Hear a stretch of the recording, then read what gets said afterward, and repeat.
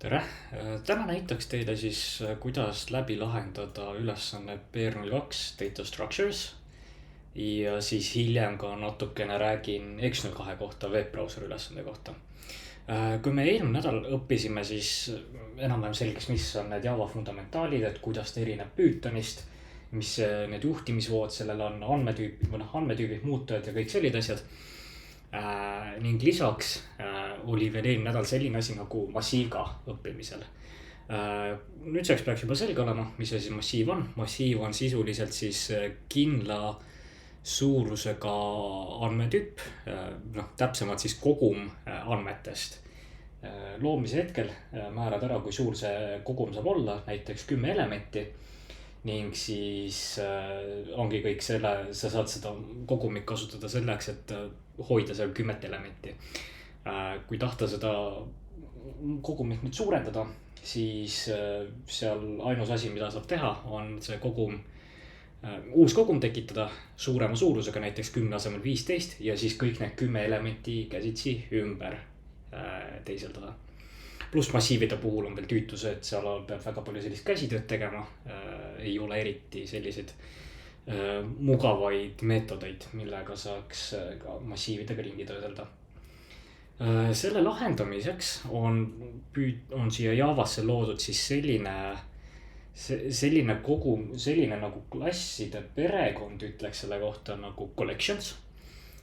Collections siis nagu nimi ütleb, on mingi kollektsioon. Täpsemalt siis on kollektsioon andmetest. Täpselt nagu massiivid, aga viib selle nii-öelda järgmisele tasemele. Et mida ma selle all mõtlen, kohe hakkame rääkima. Aga esmalt tõmbame alla siis ülesande molli. Eelmises videos jäi korra küsimärgiks see, et kui on tegemist Windowsi arvutiga, et siis millegi pärast ei tahtnud ideasse kopimisel kaust tekkida. Ma selle kohta tegin nüüd väikse video ka sinna Java Discordi serverisse. Peaksite leidma selle telefoni kaameraga lindistatud video Week 1 kanali alt. Aga sisuliselt, mis probleemiks tekkis, oli see, et kuna just nägite, kui ma tegin download, siis siin on valik download this directory as zip, ta tõmbab selle zip failina. Ja selleks, et sealt zip failist nüüd faile kopeerida arvuti faili süsteemi, peab sellega lahti pakkima, extract all tegema. Maci peal ta töötab vahest sedasi, et ta vahest teeb ise selle lahti või kui ma nüüd praegu näitan, lihtsalt peale klikkides tegi nüüd extracti siin. Nii, aga lähme vaatame nüüd. PR02 Data Structures, tõstame kausta ümber, refactor, kus meil on Open Module Settings, Import Module ja lähme õigesse kausta. PR02, Open, Create Module, next, Create, Apply, okei. Ja seda siis tekkis meil ka see moodul siia. Nii, hakkame järjest tegema seda ülesannet. Nagu näete, siin on hulganisti import lauseid. Need on kõik asjad, mida teil võib minna selle ülesande puhul vaja, võib ka mitte vaja. Aga selleks, et mõningaid asju kasutada, me peame need sisse importima. Need ei ole osa Java nii-öelda põhiteegist, mis peaks siis olema java.lang. Kõik asjad, mis on java.langi all. Vaatame korra, kas me leiame üles ka. Kõik asjad, mis siin java.langi all on, neid ei pea sisse importima eraldi. Sest need on nii-öelda põhi nagu keel. Kõik igasugu muud asjad on vaja. Nii. Nende kohta saab eraldi lugeda ka Javatukis. Nii, aga hakkamegi pihta siis, kus meil see Moodle'i kirjeldus on ülesandele. Ma teen teksti siin natuke suuremaks ka. Parem lugeda. Nii, ja esimene meetod on siis find longest word. Ülesanne find longest word. Meil on antud ette mingisugune sõne. mis on justkui kirjavahemärkidega lause. Sinu ülesanne on leida lauses pikim sõna. Kui on sellist mitu, siis tagasta see, mis on tähestikulises järjekorras esikohal. Okei, nii esimeseks siis, mis ma siin soovitan üle vaadata, et kui eelmise nädala ülesannetel ma eeldan, te peamiselt tegelesid selle klassikalise for tsükliga, mis on siis selle kirjapildiga, siis antud nädalal ma pigem juba soovitaks seda for each tsüklit kasutada, mis on ka teise nimepidi on enhanced for loop. Sisuliselt, mis erinevus nende for loopide vahel on see, et kui esimesel me hakkame järjest nii-öelda itereerima numbri haavalt või nagu, et meil on mingi nagu algfaas, meil on siis mingi condition, mida me tšekime siis ja siis me seda faasi nagu inkrementeerime iga tsükliga, siis for each sisuliselt võtab mingi kollektsiooni ja kõik elemendid ükshaaval läbi. Et katsetame seda näiteks siin ülesandes kasutada. Et nii, mida meil siis vaja on? Meil on mingi sentence antud ja siis meil on vaja returnida longest. Alustamegi näiteks edasi, et on mingi string result võrdub.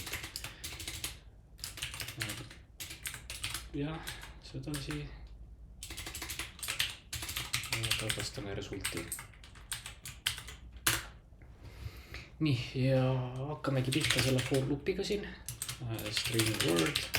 Nüüd järgmine asi, mida ma siin soovitan vaadata, on sümbolite ja sõnade peatükk. Ja siin on täpselt selline asi nagu sõnade tükeldamine. Pythonist peaks juba see tuttav olema, mis asi splittimine on sõnade puhul. Et sisuliselt me võtame mingi sõne, ütleme ära nii spliti mingi kindla asja järgi. Siin näites on tehtud komade järgi. Ja siis ta tekitab massiivi, kus sees on siis need sõned, mis sealt välja leiti. Nii. Ja siin mul juba soovitab õiget asja ka, et ma tahan splittida seda siis tühiku koha peal. Nii, ja siis me peame mingi if lause tegema siia. Word.length on result.length'is pikem. Ja siis result võrdub word. Nii, kontrollime.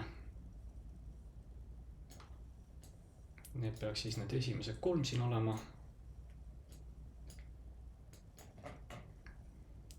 Salastatud. Hello. Aga nüüd, mis probleem meil siin on see, et nii, kui me võtame nüüd selle näite siin ette, meil on hello ja ahla. Ja ülesande tingimustes oli kirjas, et kui need sõned on sama pikkused, siis me peame võtma selle, mis on tähestikulisest eespool.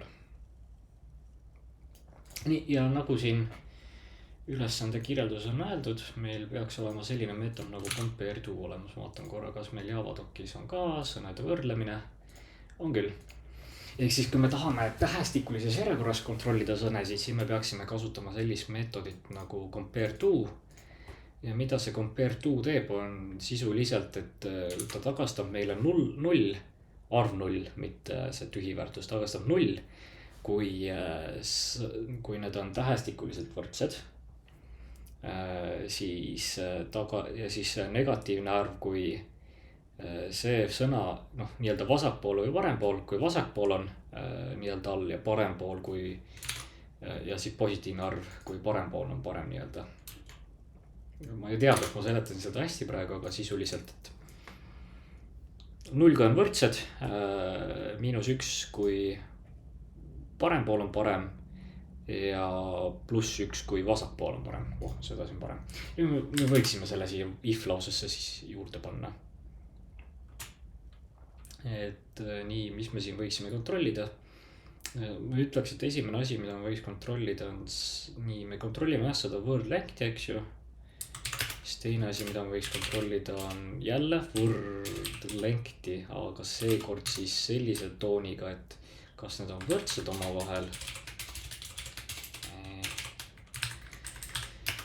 Ja siis siia paneme ühe and operaatori ka. Word compare to result on väiksem kui 0. Ehk siis kas see on see vasak pool ja see on parem pool. Ja teeme ilusaks ka. Ja nüüd vaatan, kas läks tööle. Jah, täitsa ahlo on nüüd siin olemas, väga hea. Nii, sellega on see esimene meetod meil siis tehtud. Ja et see ülesanne on siit põhiliselt selline meeldetuletus array'de kohta ja stringide kohta. No, array'de kohta pigem see, et mis see split siin tagastab meile. Aga rohkem ta harjutab meil seda for each loopi siin. Nii, teine meetod. Word count. Antud ülesande eesmärk on siis kokku lugeda, mitu korda mingit sõna oleme näinud ette antud massiivis. Nii. Antud ülesande puhul ma ütleks, et tuleks kasuks sellist andmetüüpi kasutada nagu map. Map, ta on, võime tuua paralleeliga Pythonist, sõnastik. Ta on sõnastiku tüüpi andmetüüp. Kuigi, no ma toon lihtsalt korra näite, et meil on selline sõnastik nagu akit olemas. Kui me paneme siia map ja küsime, mis see siis map on, vastendama seda me ei taha, kujutama ka ei taha, kaardistama kaarti ja 4. Aga kui me paneme kujutis,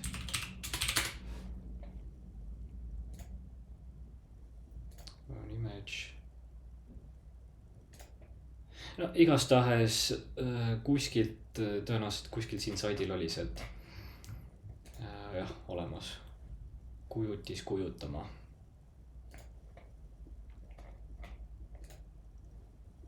Et jah, Javas me map'i ei tõlgenda ümber sõnastikuks, vaid me tõlgendame seda kujutiseks, kuigi ta on ikkagi sisult sõnastiku tüüpi andmetüüp.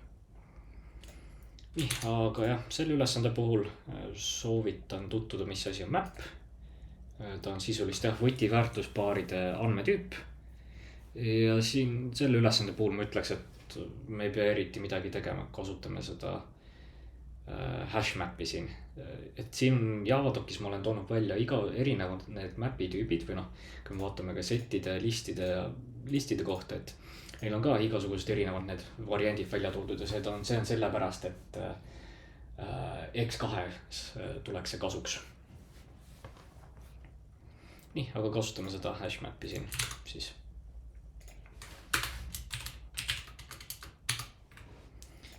Kui te nüüd panete tähele, siis mida ma siin teen? Mul on siin 2 erinevat map'i tekkinud. Mul on siin tavaline map ja mul on siin ka hash map olemas.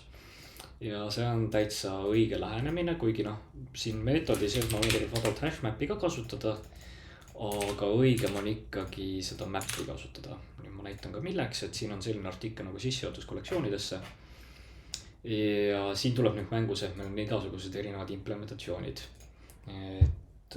Igal implementatsioonil on oma kindel nagu eesmärk ning võib ka sisaldada spetsiifilisi meetodeid, mida teistel näiteks map'i tüüpidel ei ole olemas.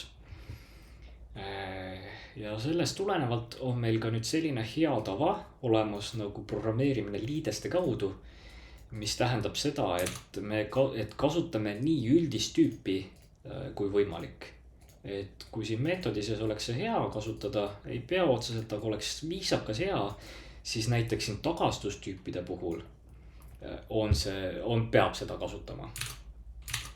Sest see tähendab seda, et kes iganes teine hakkab nüüd sinu seda meetodit kasutama, otsustab ise selle eest, et mis andmetüüpi või nagu täpsemalt implementatsiooni varianti sellest map'ist hakkab kasutama.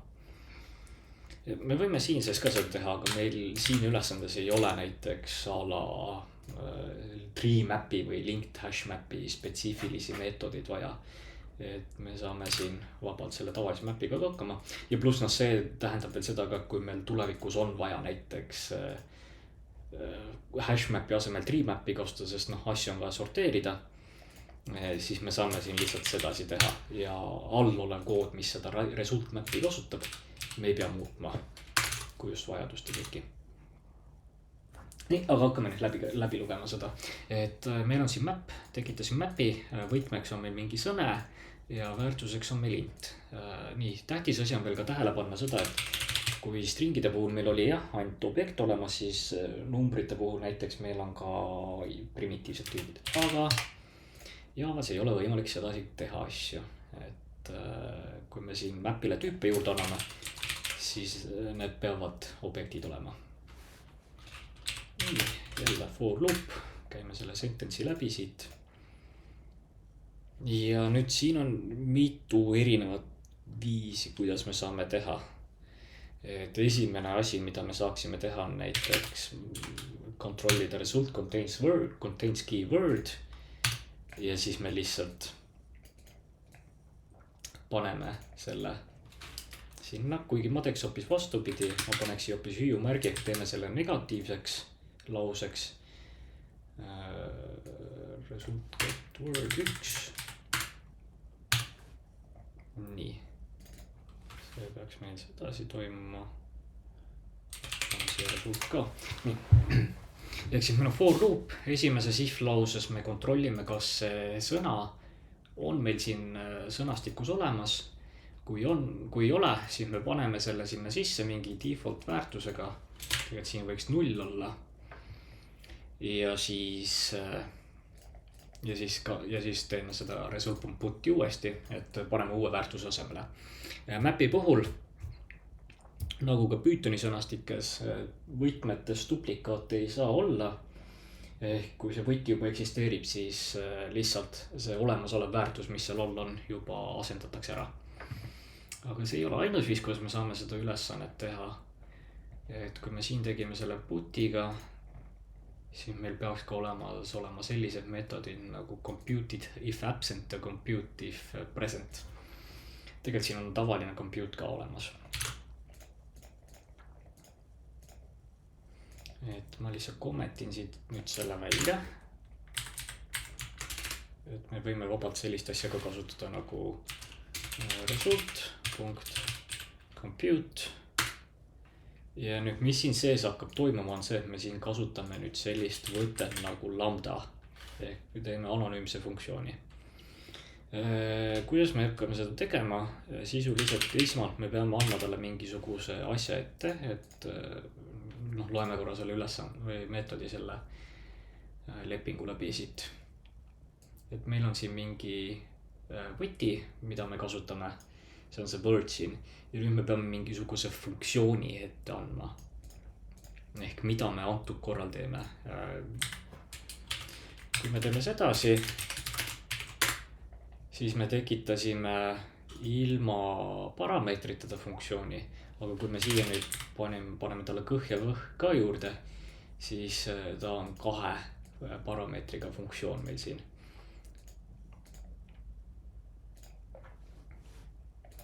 Ning, mis me siin sees teeme, if value võrdub 0,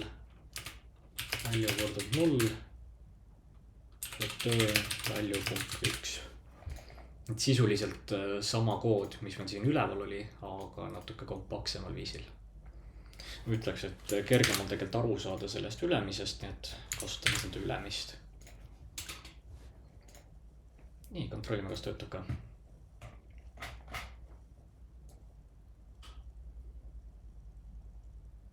Nii, esimese puhul on meile tühja selle tühja mapi ja teisel puhul ta annab meile mune 2, peekonit 2 ja spämmi 3. Kui te nüüd tähele panete, siis ei ole sorteeritud, sest hash mapis asjad ei ole sorteeritud. Nii, liigume järgmise meetodi peale edasi. Järgmine oleks siis only even words. Loop over the given list of strings to build a resulting list of strings like this. When a string appears the teist, 4., 6., paarisarvu kordi. Okay. Use map to count times to that the string has appeared. Return the empty list if no string appears second time. Okay. Alustuseks, mis me võiksime teha, list string result. Ma ei tea, miks ta küll linked list soovitab, mina ütles, et kasutame siin pigem array listi. Ja nagu nimi siin nüüd ütleb, siis array list on siis listi tüüp, mis on siis valmis ehitatud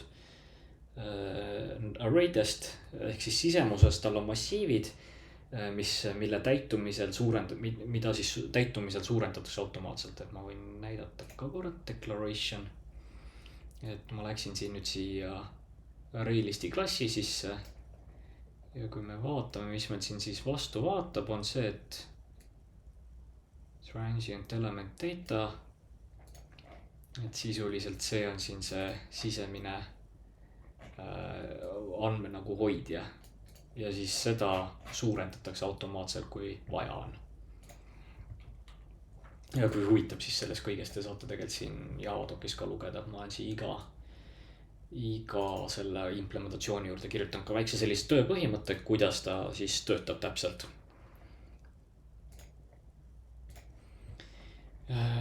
Nii, list string result võrdub array list ning soovitatav oleks ka meil mingisugune hashmap tekitada, kuhu me salvestame omal word count'i. Siin resulti paneme result ja nüüd käime for loopiga üle. String words.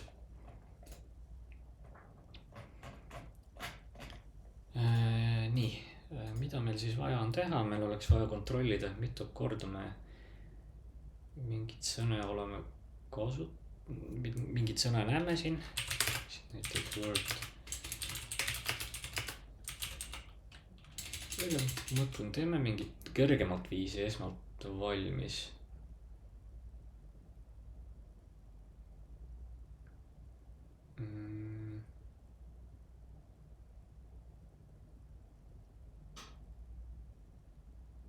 Ei, tegelikult teeme ikkagi sedasi. Okei, tekitame siis mingi count'i, et mitmenda korda me seda asja saame sealt kätte. Esmalt siis teeme sedasi hoopis. If word count contains key word, paneme siia hüüumärgi ka ette, kui seda ei ole seal, siis me paneme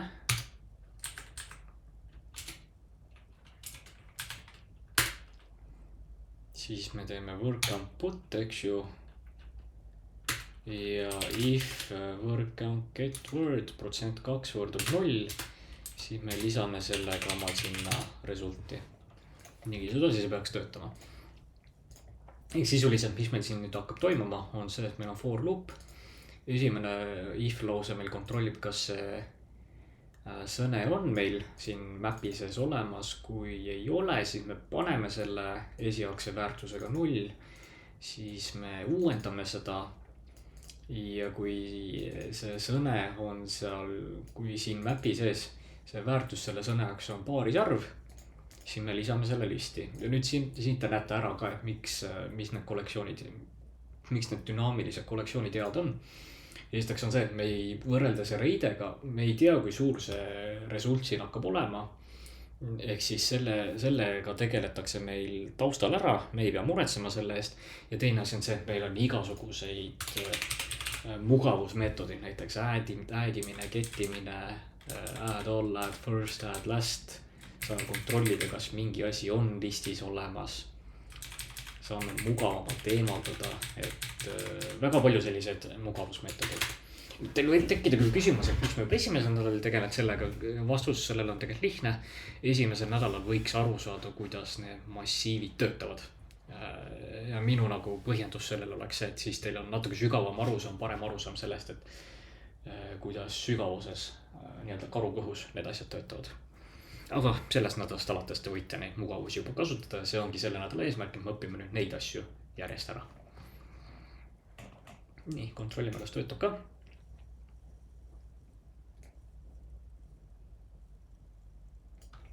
Nii, only even words, pass parfuu, jep, PA, jah, ja spam, jah. Okei, see töötab. Võtame järgmisena ette siis selle filter duplicates.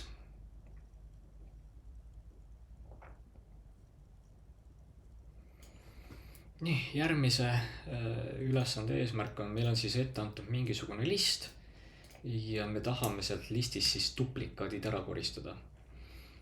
Ja siin ma ütleks, et see on nüüd üks koht, mis on nagu settide puhul, milleks setti just peamiselt kasutataksegi. Et ongi igasuguste duplikaatide eemaldamiseks kollektsioonidest või näiteks, kui meil on hoiame jooksvalt järge mingitest asjadest, et siis me saame settide kaudu näiteks ära kontrollida, kas see asi on juba meil läbi töödeldud põhimõtteliselt siis me ei pea mingi korduvaid operatsioone läbi viima. Ja saame natuke aega kokku hoida. Nii, aga kuidas siin see duplikeerimine töötab, ma näitan nüüd teile 2 viisi, kuidas seda saame teha. Et esimene, me saame mingi list string result teha, eks ju. Tegelikult näitame 3 viisi. Me saame teha sedasi, et jälle for loop, kui resultis sõne ei ole olemas, siis me lisame selle ja siis tagastame resulti. No see on selline esimene viis, kuidas seda teha. Teine viis, kuidas me saaksime seda ülesannet teha, on see, et me asendame nüüd selle seti või selle listi siin setiga.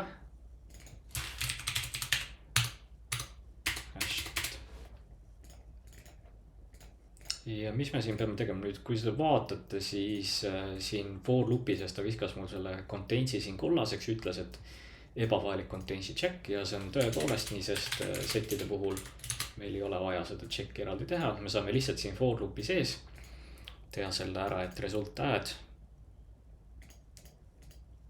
Ja mis me siin resultis peame tegema, kuna need tüübid ei ole vastavuses omadega, meil tahame listi saada, aga tagastame on seti, siis me peame siin natuke teisendust ka tegema. Ja seda me saame teha sedasi, et me lihtsalt teeme new array list ja viskame oma selle resulti siia sisse.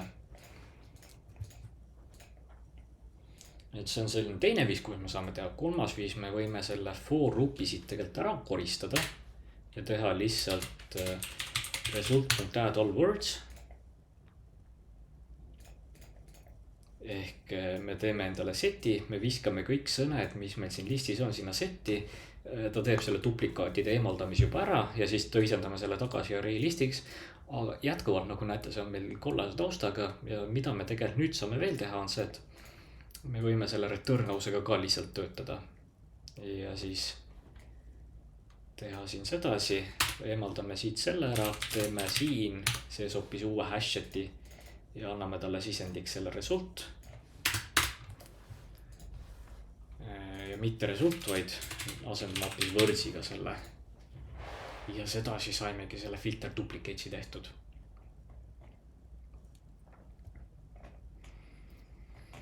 Kontrollime üle ka. ABC, jap, töötab.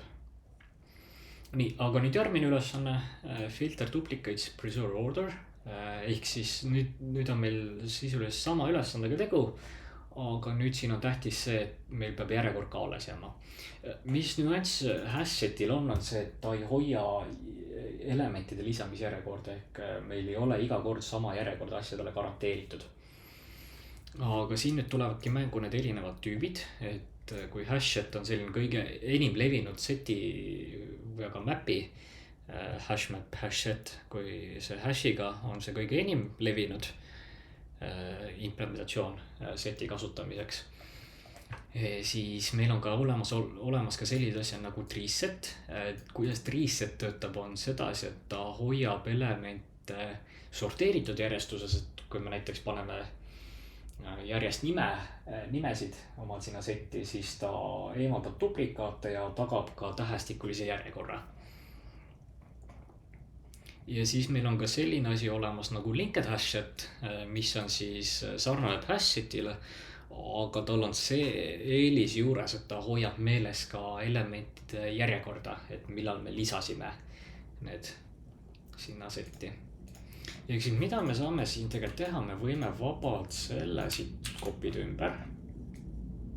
Ja ma näitan, see on nüüd hea näidata ka, et mida ma siin mõtlen. et meil on siin näites antud nüüd selline filter duplicates before order koos sellise listiga. Ja siin on see, et see järjekord peab paika jääma ehk lõpptulemus peaks olema ABDC.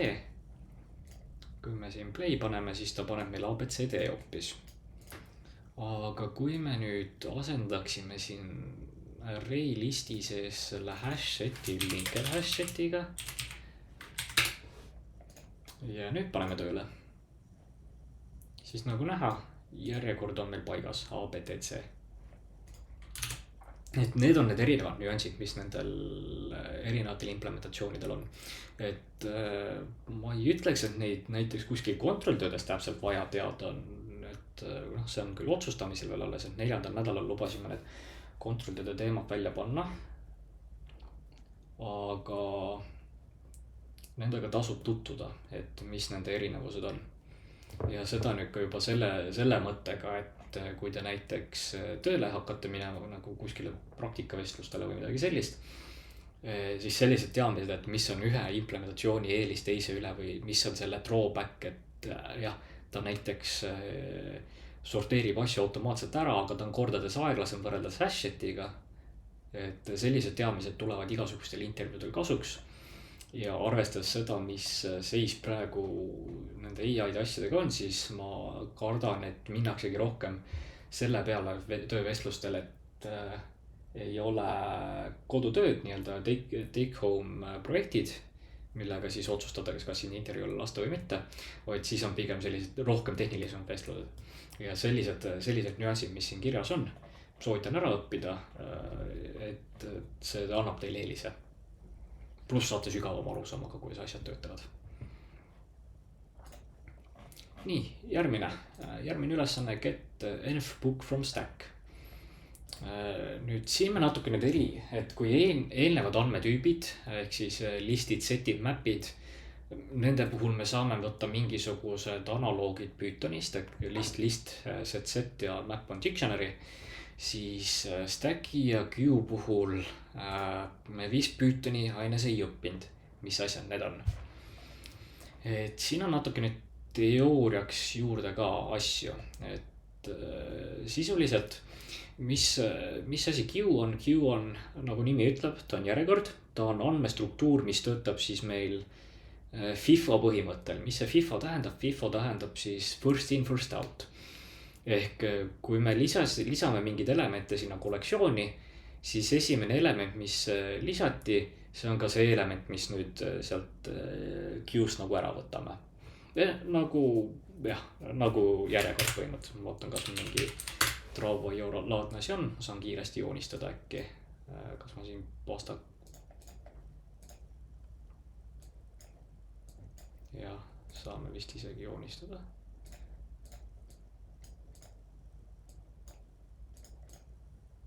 Ei saa joonistada või? Okei. Siis me võtame, ma teeme seda, siis ma vaatan korra, kas sedasi jääb see kaamera pildile peale. Kui me teeme sedasi ja me saame võtta selle. Nii, võtan valge. Nii, oletame, et siin on meil see queue, mis meil on, et me lisame mingi esimese elemendi siia, lisame teise elemendi siia, lisame kolmanda elemendi, neljanda elemendi ja viienda elemendi. Ja nüüd me ütleme, et me tahame siit järjekorras mingeid asju ära võtta, siis me alustame sellest esimesest elemendist, et me võtame selle ära. Ja nüüd see queue meil muutub, seda esimest elementi enam ei ole, meil on nüüd ainult need 4 elementi siin. Ja nii edasi põhimõttelist, et tahame nüüd järgmise elemendi ära võtta, võtame selle ära, tahame järgmise elemendi ära võtta, võtame selle. Nüüd tahame vahepeal juurde elemente lisada, siis see lisatakse siia lõppu, nagu päris elus poe järjekorrad. Ja siis teine andmetüüp, mis meil on siis meil stack ehk pinu. Ja pinu nüüd töötab LIFO põhimõttel. Ehk virn, kui teate, virn on isegi parem nimi sellele, et me hakkame järjest elemente sinna lisama, et kõige viimasena ehk kõige peale lisatud element on see, mis sealt andmetüübis ka nüüd välja võetakse. Et üritame mingi näite tuua siin. võtame seekord musta värvi. Et meie pinu näiteks hakkab selline asi olema, mingi asjade virn. Ja siis me lisame siia nüüd järjest asju, et lisame mingi esimese asja, teise asja, kolmanda asja, neljanda asja, viienda asja. Vahepeal otsustame, et me tahame nüüd asju ära võtta, siis alustatakse kõige pealt 2, 3, 4 ja nüüd otsustame, et me tahame jälle asju juurde lisada.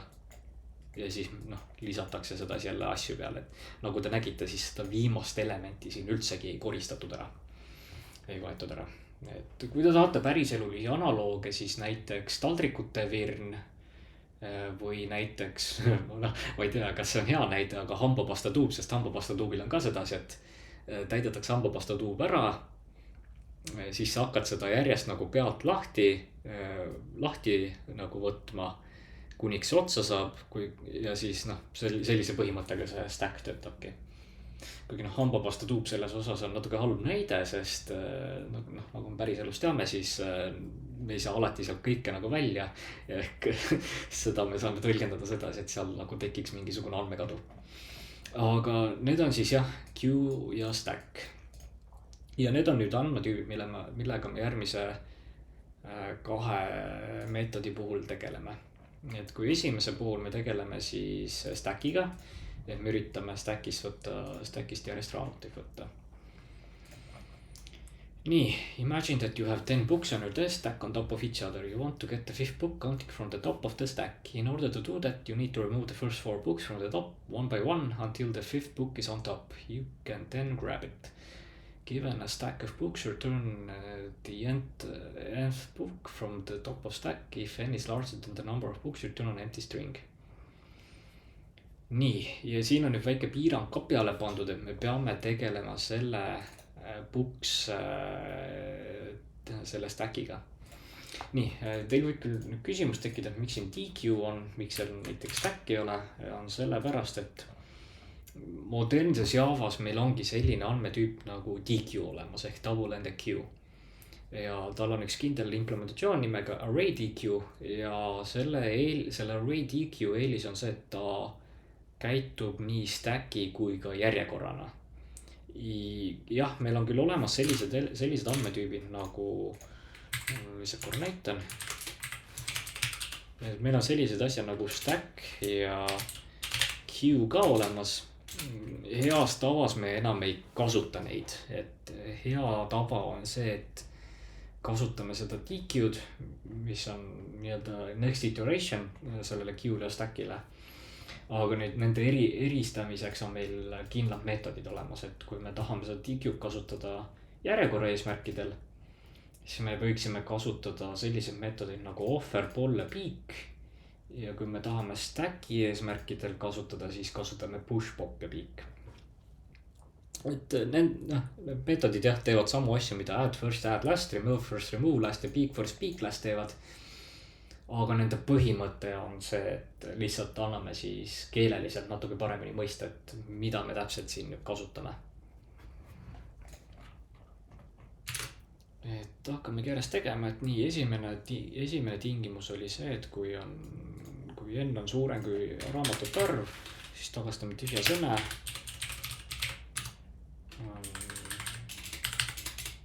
Väiksem kui n.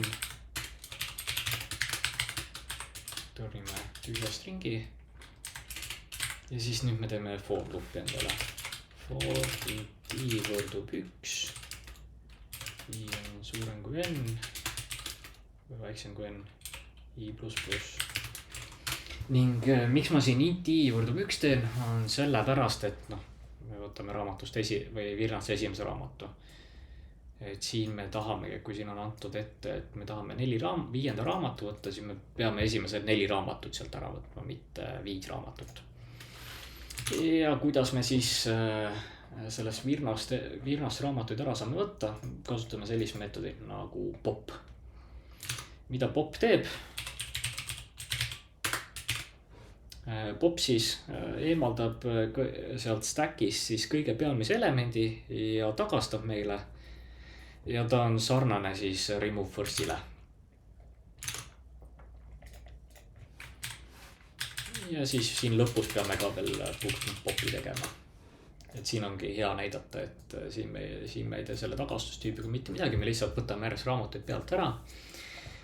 Ja siis siin return books popis me lihtsalt ja võtame selle raamatu nüüd seal piirnas, mida me otsisime.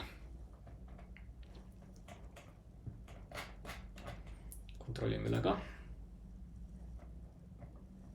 Book 3, book 2. Book 3, book 2 ja tühisena. Nii ja nüüd järgmine ülesanne on siis who is last client. Ja antud meetodi puhul siis on meile ette antud 2 järjekorda, et meil on järjekord already in queue ehk inimesed, kes on meil juba seal järjekorras. Ja siis on meil teine järjekord new clients ehk inimesed, kes me peaksime siia already in queue järjekorda lisama. Et ülesande premise on see, et meil on mingisugune kohvinurgake. Iga kohvi tegemiseks läheb meil aega 1 minut.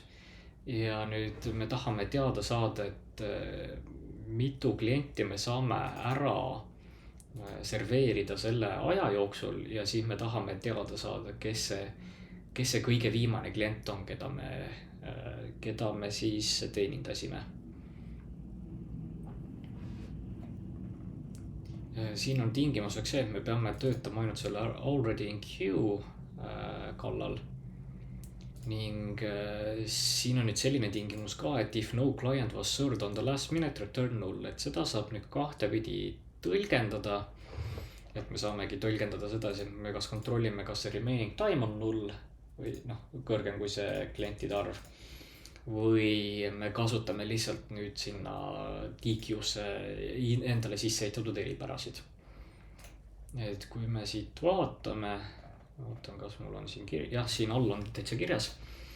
Et kui me kasutaksime lihtsalt queue puhul seda .remove meetodit, et me järjest võtame elemente ära, siis mis meil võib juhtuda on see, kui me üritaksime remove'i teha tühja järjekorra peal, siis ta tagastaks meile no such element exception'i, viskaks errori. Ehk siis hea oleks kasutada neid poll meetodid, näiteks polli või poppi. Sest nende puhul, kui midagi ei tagastata, tagastab meile nulli. Ja seda eripära tegelikult me saaksime siin ülesandes ära kasutada. Et esmalt, mida me võiksime teha, paneme siis sinna olemasolevasse järjekorda juba inimesed sisse. See on vale, mis ta mulle ette viskas. Me tahame add all teha. Viskame kõik new clientsid sinna sisse. Siis teeme jälle for tsükli. võrdub 1. Kui ma oskaks kirjutada. Remaining time i++. Nüüd iga minuti puhul me siis teeme selle already in queue.pop. Ja nüüd siin lõpus jälle teeme already in queue.pop. Ja mis siin nüüd toimub, ongi see, et järjest teenindame kliente, kes meil järjekorras on. Ja siis viimane klient, keda me viimasel minutil siis teenindame, teeme tema pool ka selle popi ära ja siis loodetavasti tagastatakse see klient. Kui sellist klienti ei olnud, viimasel minutil ei teenindanud mitte kedagi, vaid hoopis tegelesime näiteks koristustöödega, siis tagastame 0. Ahaa, no such element exception, kus meil selline asi nüüd sisse sai tulla. Ja sellepärast, sest ma kasutasin valesid meetodeid. Me ei peaks poppi siin kasutama, me peaksime siin seda polli kasutama. Minu viga. Ja kui me nüüd uuesti kontrollime. Jah. Nii, aga siin ma teen teile väikse praktilise näite ka juba selle kulul siis, et loeme seda exception'it ka siin, kuigi eelmise nädala PR-ülesandis me tegelesime nende erindite lugemisega ja siis koodi debuggimisega, siis siin saame jälle tegeleda sellega, et jah, siin ta ütleb, et no such element exception, kõige ülemine rida ütleb, et kus või hakkab järjest minema.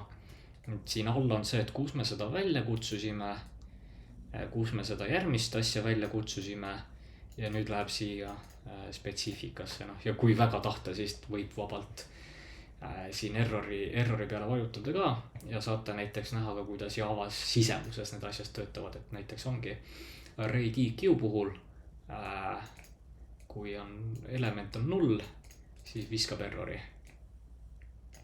Et sportlikust huvis ma soovitan neid asju isegi vaadata, et kui on vähemaki huvi, et kuidas Java sisemuselt töötab. Nii. Järgmine ülesanne on siis format with string builder. Ja antud ülesande eesmärk on nüüd tutvustada teile, mis asi on string builder.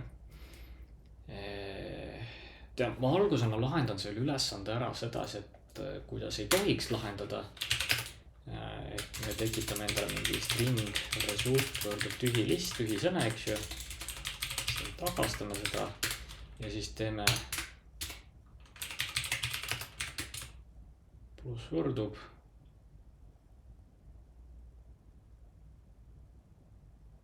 Kas ta tahabki, me kasutame seda kriipsukest, jah, ta vist tahab, okei, usaldame. Nii. Sedasi selle sõne kokkupanek on siis halb. Miks ta nüüd halb on, ma teen teile nüüd väikse demo. Siia täitsa alla. Tegelikult ma tekitan uue klassi ruttu.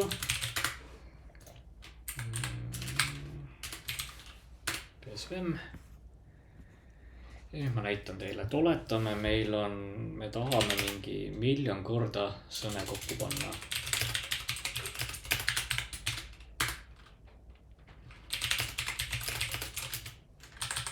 I võrdub 0, I on väiksem kui 1 ja 9, I plus plus.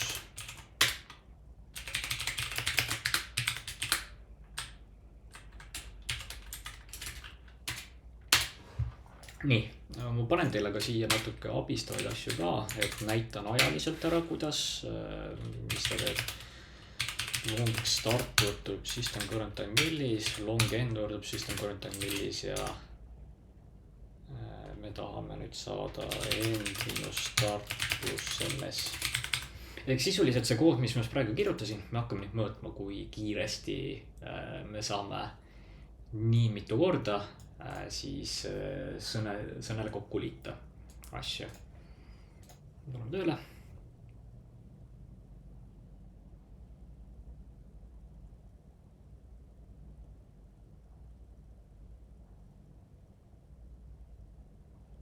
Et nagu näha, siis sõnele järjest kokku või uue nagu osa juurde liitmine, eriti tsükli sees, eriti palju kordi, võtab ikka meeletult kaua aega.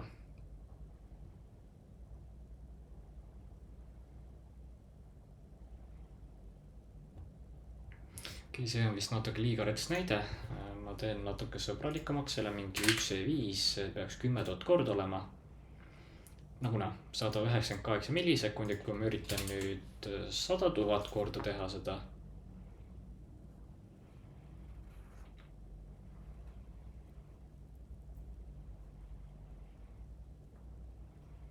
Tal ikkagi võtab aega.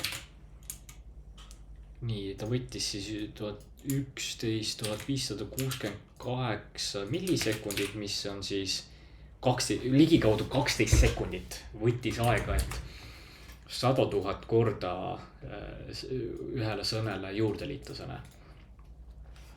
Tegelikult ja selle põhjus on selles, et kui Javas sa seda pluss võrdub operatsiooni teed sõnade peal, siis seda olemasolevat sõne ei muudeta, vaid tekitatakse lihtsalt uus sõne taustale. Ja nüüd mõelge, kui seda siin nüüd 100,000 korda teha, et see on ressursiliselt on ikkagi väga raske. Aga selle probleemi lahendamiseks on meil loodud selline teek nagu string builder. Teeme string builder result võrdub new string builder. Ja mis selle string builderi mõte on see, et teha see sõnade kokku liitmine nii-öelda mugavamaks ja nagu efektiivsemaks. kuidas see string builder sisemuselt töötab, ta töötab sedasi, et tal on, vaatame ka. Kas me leiame siit midagi huvitavat ka, abstract string builder. Nagu näha, et siin string builder, ta hoiab enda sisemuses array'd, nagu array listki tegi. Ja seda siis suurendatakse automaatselt vajadusel. Aga ma tahan siin näidata nüüd praktiliselt, et nüüd ma asendasin selle string builderiga siin ära. Kui ma nüüd tööle panen, siis kui eelmine kord mul see 100 000 sõne kokkuliitmine võttis aega 5 või 12 sekundit, siis nüüd siis ma ei jõua isegi nii kiiresti nipsu teha. Et võttis 5 millisekundit aega. Ja kui te tahate nagu perspektiivi panna, siis palun 5 millisekundit on 0,005 sekundit. Ehk siis jah, väga kiire. Et eelmise nädala ülesandes selles X01 validationis te pidite siin ülesandes kasutama seda või et te pidite seda sõne ümber pöörama siin isName'i password'is, eks ju. Või mitte isName'i password, vaid pigem see is different from all password. Ja ma olin meelega sellel ülesandel piirangud ette pannud, et A ei või kasutada java.till ehk ei või kasutada liste ja B ei või kasutada string builderit. Ja selle põhimõte oligi see, et te õpiksite kasutama massiive selle jaoks, et kuidas neid sõnesid siis ümber pöörata. Õige vastus selle on see, et tekitate selle char array ja siis ma vihjeks andsin ka eelmine nädal selle, et uurige, kuidas ühes massiivis teise asjade kopeerimine töötab. Ja et seda kopeerimist saab tegelikult ümber kasutada ka sõnade ümberpööramiseks. Et mõned teist oli ikka katsetanud seda lahendada, tegitegi selle pluss võrdub operatsiooniga, aga siis üks teste kukkus lihtsalt läbi, mis oli küll 0 kaaluga ja andis pigem märku sellest, et midagi saaks ikkagi paremini teha. Nii, aga nüüd selle ülesande puhul me saamegi katsetada, kuidas see string builder töötab. Et siin on vale lahendus, sedasi ei tohiks kohe kindlalt teha seda ülesannet.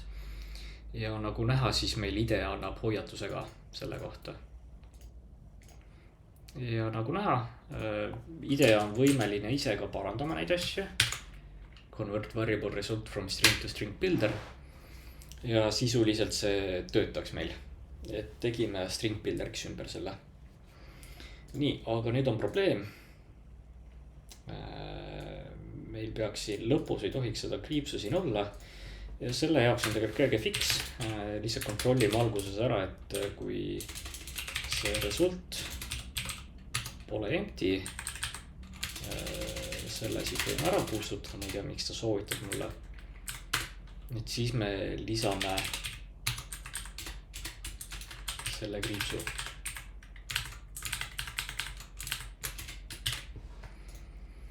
Ja kui me nüüd tööle paneme, siis nagu näha, on ilusti tehtud. Nii, ja nüüd järgmine osa ülesandest töötab siis listide kallal või map'ide kallal, sorry.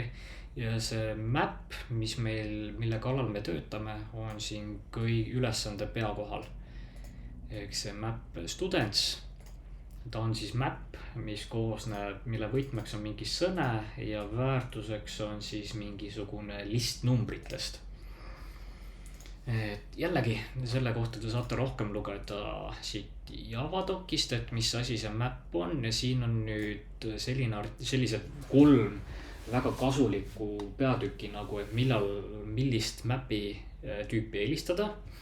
Siis, et kuidas ühe võtme all mitu väärtust hoida. Ning ka väike hoiatus selle kohta, et ta võib väga kiiresti selliseks asjaks nagu anti-patterniks ehk halvaks tavaks muutuda. Ja siin on nüüd natuke eeskuju võetud ka kõrvalhoone IT College'i Java aines, mida loeb ette Märt Kalmo. Mul on talt luba olemas, et ka tema loengumaterjale ümber tõlgendada siia Java doki ümber. Ja siis see on üks tema loengumaterjalidest, et halb koht, kus mäppe kasutada. Antud ülesandes meil seda ei tule, aga ma soovitaks selle ikkagi läbi lugeda, et siis natukenegi aru saada, et millal mäppe kohe kindlasti ei tohiks kasutada. Nii, aga meie ülesande puhul ma ütleks, et selles mitmeväärtuse hoidmine ühe võtme on, sellest võib teil isegi kasu tulla.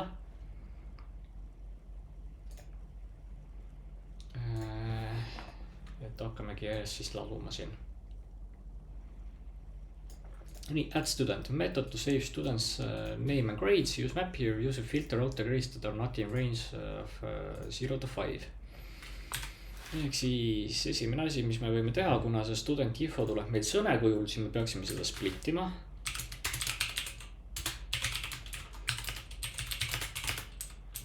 Student info split.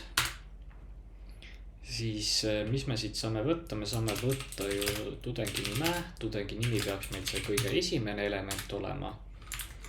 Ja siis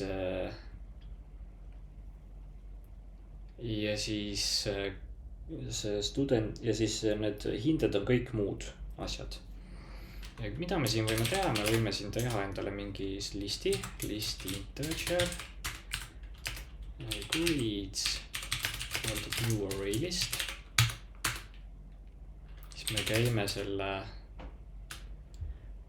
array siit läbi string grade info. Nüüd siin info puhul on tähtis, et me peaksime kontrollima if mitte character, vaid integer punkt parse. Me ei taha parse inti ka otseselt kasutada.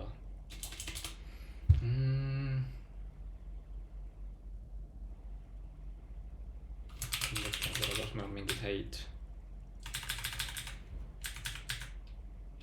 Ei, tegelikult ma tean küll, lihtsalt skipime selle esimese siit ära. I võrdub 1, I info length I++. Nii, teeme sedasi. Ja siis me lihtsalt lisame hinded sinna listi, aga tingimusel, et see peab olema 0 ja 5 ringis. Ehk siis int grade võrdub integer parse int. Ja siis kontrollime if grade on suurem kui 0 and suurem võrne 0-ist, sest see on kaasarvav and grade väiksem võrne 5-st, siis grades add. Nii. Ja siis mida me peaksime tegema? Method to save student name and grades. Students.put name grades. Nii, ja sedasi peaks see tehtud olema. Kui te nüüd tähele panite, ma ei tagasta siin mitte midagi ja see on sellepärast, sest meil on selline andmetüüp nagu void siin olemas ja void tähistab seda, et see on tagastustüübita meetod. Nii, vaatame, kas meil see töötab.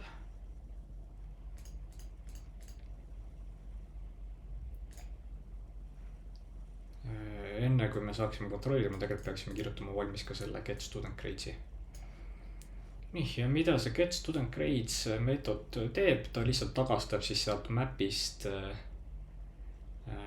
tudengi hinded. Mida ma siin soovitaks teha? Mina soovitaks lihtsalt kasutame seda ühte return lauset students.get or default. Ja antud puhul siin, mis toimub, on see, et kui seda tudengit eksisteeri, siis me lihtsalt tagastame tühja listi. Ja seda see get or default teeb, et me anname talle mingi vaike väärtus ette. Ja kui me nüüd tööle paneme, siis ta loodetavasti annab meile mingid asjad valmis, aga nagu näha, siis millegi pärast meil ei lisata tudengit korralikult sinna. Kas meil on mingi, meil nagu õigesti students get or default. Kas ta peaks ka olema meil Method to get student grade return the student's grades by his or her name. If there is no student with given name, return an empty list. Miks ta meile, me ju siin paneme siia student sissesse. Vaatame korra. Nii, student add Ago. Kas siin on seda ei tohi selle pärast nagu olla.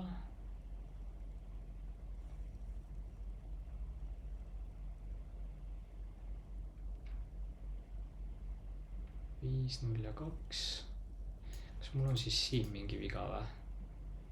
Grade on suurem kui 0 ja grade on väiksem võrne 5-st. See nagu peaks õige olema, aga ma igaks juhuks korra kontrollin sedasi, et panen nendele ridadele kommentaarid, vaatame, mis ta siis. Ahaa, ei ole ikka veel.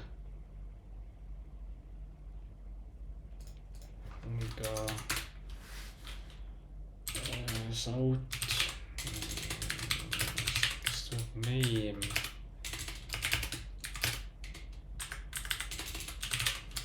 vaatame, kas ta üldse saab siia midagi sisse.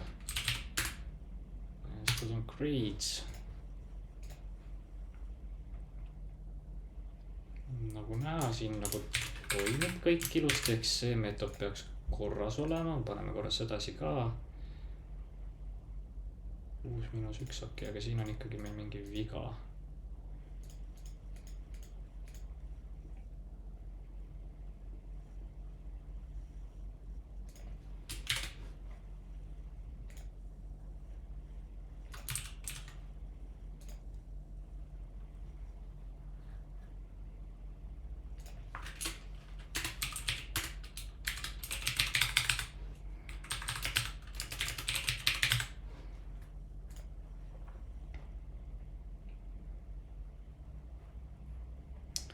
Midagi pärast see, kas ta ei pane seda. Ahaa, sellepärast me splitime valesti seda, sellepärast me peaksime kooloni kohal seda splittima. Jah, okei, usalda seda AI assistant, peaks selle välja lülitama, ta ei ole üldse abiks täna olnud.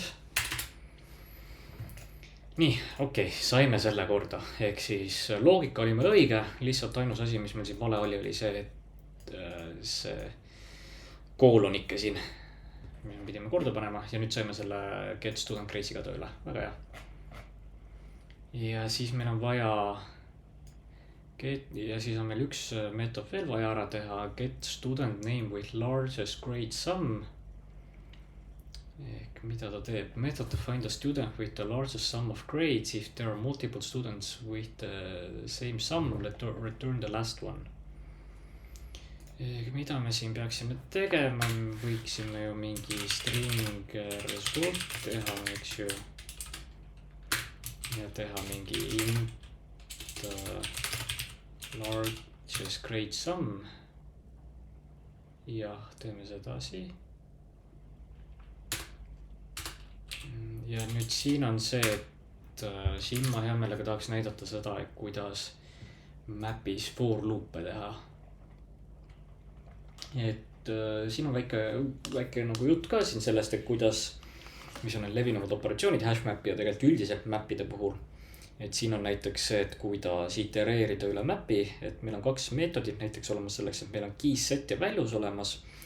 Aga siin on ka nüüd väike hoiatus juurde pandud, et kui meil on vaja võti väärtuspaari, mida meil antud juhul on vaja, siis võiks vältida sellist lähenemist, kus sa käid key setiga seda läbi ning kasutab pigem ja siis sealt võta key järgi selle väärtuse. Sisuliselt, mis siin toimub, on see, et sa teed kaks ebavajalikku operatsiooni. Meil on tegelikult olemas ka selline võimalus, et saame korraga selle võti väärtuspaari kätte. Ehk siis map.entry, võtmeks on meil string, väärtuseks on meil list integer, see on meil entry, eks ju. Student entry set.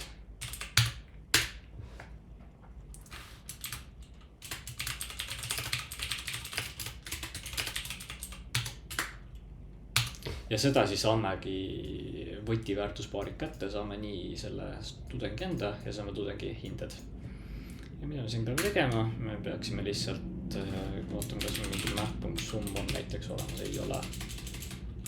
Ehk siis peame käsitsi käsitööd natuke tegema. Sum võrdub 0. Sum pluss võrdub grade, eks ju. Ja nüüd, mis me siin kontrollime, if sum on suurem kui grade sum ja result võrdub student ja umbes loodetavasti sedasi see peaks töötama. Kontrollime ja tagastabki meile selle margokese. Okei. Ehk siis to recap, et esimest 2 rida, need on meie need andmekandjad, eks ju, kuhu me hakkame vahetulemust salvestama. Siis me teeme for loopi, for loopis täpsemalt võtame võtiväärtuspaarid, saame siit need tudengi ja tema hinded kätte, siis me tekitame mingi vahetulemuse, kuhu me hakkame seda summat koguma. Ja siis me lõpus kontrollime, et kui see summa on suurem kui see largest grade sum, siis me lihtsalt asendame need ära. Nii, sellega peaks see ülesanne tehtud olema. Katsetame.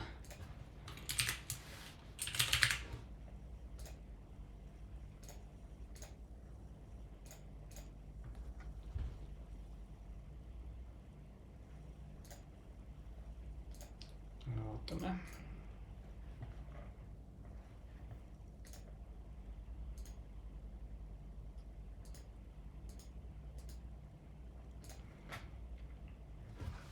Test student grades. Ahaa, kas siin on mingi asi jäänud mallist välja kirjutamata? Vaatame. Nii. Method to save students name and grades using map here is a filter. Aga kas meil nagu Moodle'is on midagi kirjas, sest ma pean meetod salvestada siin kui tudengi, okei. Tundub, et mis siin peaks veel tegema on see, et kui tudeng juba eksisteerib, siis me peaksime need hinded talle juurde lisama, ehk see on nüüd asi, mis ma pean siin täpsustama.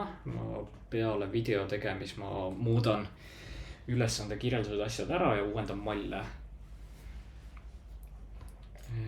Aga nüüd vaatamegi, eks siis me peaksime siin tegelema. If students contains key, teeme sedasi.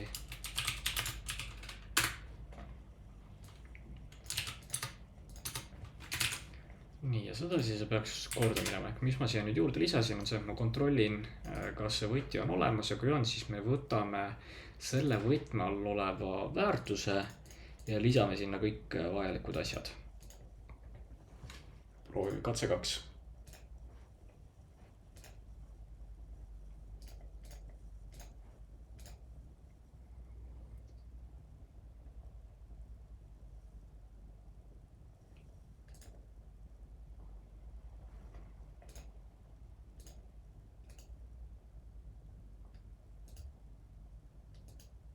Nii, ja saimegi selle ülesande korda, et okei, mental note mulle, kui ma videole stop vajutan, siis ma lähen parandan ülesande kirjeldus ka natukene, viskame selle juurde.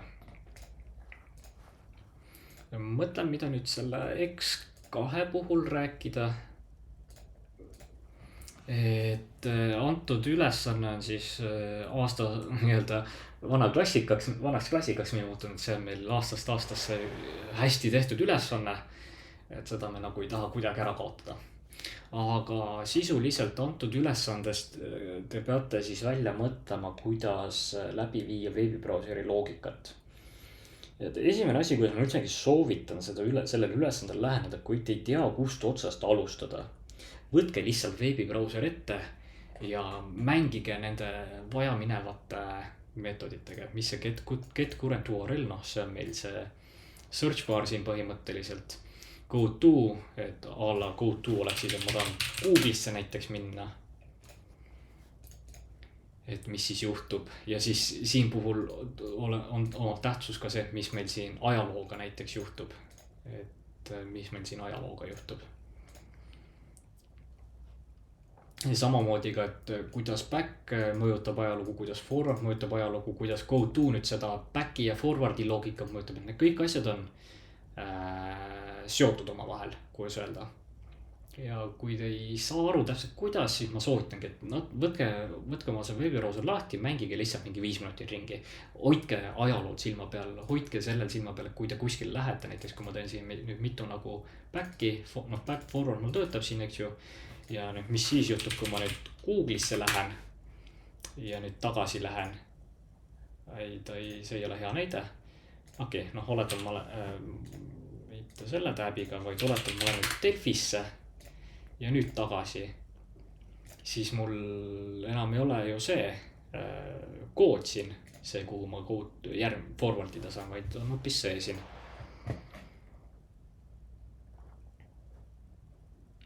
Ja kui ma siin näiteks nüüd uuesti Delfisse näiteks lähen, siis kui ma siin back'i lähen, siis see forward või nagu jah, you get the point, et see ajalugu või nagu see back forward on seotud nende go-to'de asjadega. Muidugi kõik need asjad lähevad nüüd meil history'sse ka, näiteks, et see, et ma käisin siin Delfis või see, et ma olen siin Google'is käinud, et kõik need asjad on ajaloos nähtavad. Et siin ongi väga tähtis, et te peate valima ära, mis see õige andmetüüp selle asja jaoks on. Siin on natuke vihje ka selle, et siin võiks tegelikult map'i kasutada, aga millist map'i täpsemalt siin ei ole mainitud. Ma lihtsalt ütlen ette ära, siin tuleb kasuks see, kui te uurite need erinevaid map'i settide listide tüüpe, et mis eripärad nendel täpsemalt on, kuidas need töötavad. Ja siis siin näiteks get top 3 pages, siin te peaksite nüüd sõne lõpus kokku ehitama ja siin te peaksite nüüd seda string builderit kasutama. Ja other than that ma ütleks, et selle ülesande puhul nagu midagi muud erilist ei olegi. Et kõige raskem ongi see, et välja mõelda, missugust andmetüüpe kasutada.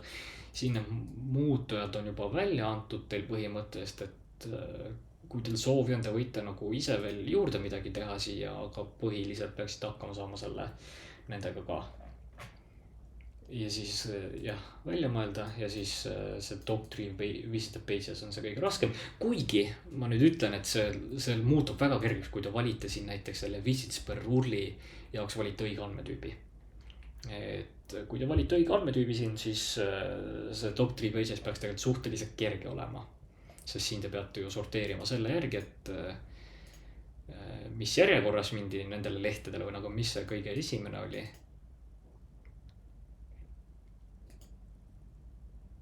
Et jah, see on väike vihje teile siin selleks.